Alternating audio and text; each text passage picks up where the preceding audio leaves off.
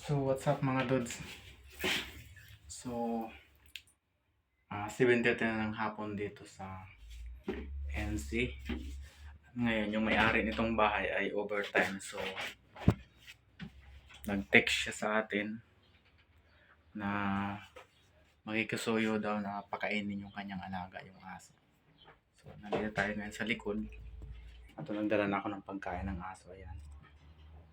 So may leftover yan na tira-tira ng mga pagkain namin. Tapos sinaluan ko lang nung tawag niya dito biscuit daw eh. So dog food siya, pedigree. Ayan. So bali dalawa yung aso niya dito. Dalawa yung kanyang aso. Kukunin natin to. Pakainin natin. Patapasin natin yan. Dalhin ko pa yung isa. So nandito lang yan yung mga alaga niya sa likod. Ito rin yung katulong niya sa pangangaso eh. Kasi itong may-ari ng bahay na inuupahan namin ay hunter. So ayan siya. Hi Zoe. Ito si Zoe at saka yung isa ay si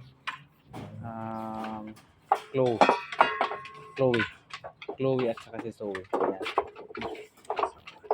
Ayan yung isa at saka ito isa. So napakainin natin sila. Kilala na nila ako, mabait sila sa akin. Saka dog lover din tayo sa Pilipinas. So, buksan muna natin yan, tapos ito ay kay Chloe. Papaihiin muna natin sila.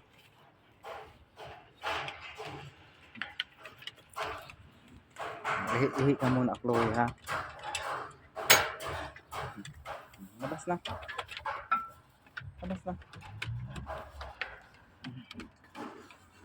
Ayan, ang lalaki nila, no?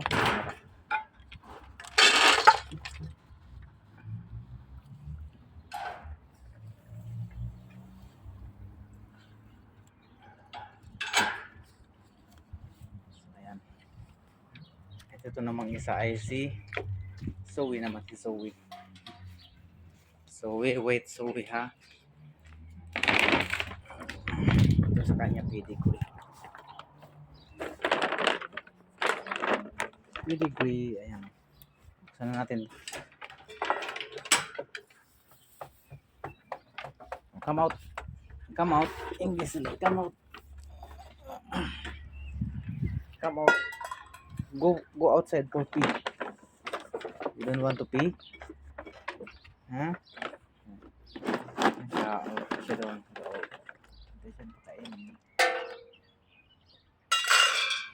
So ayan siya.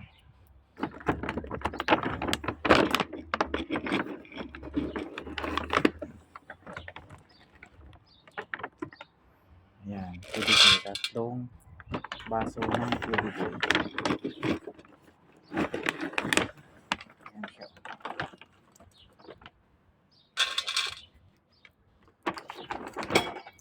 Okay, so let's eat. Good. Kaya lang, siyempre, hindi nga sila naliligo kaya mabaho sila. Hindi sila naliligo eh, kasi malamig dito sa New Zealand.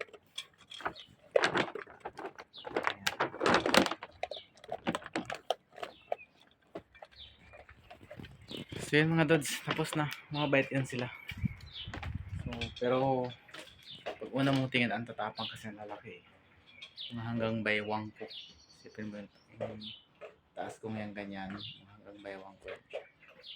So, tapos tayo pakain ng alaga nitong landlord ng aso.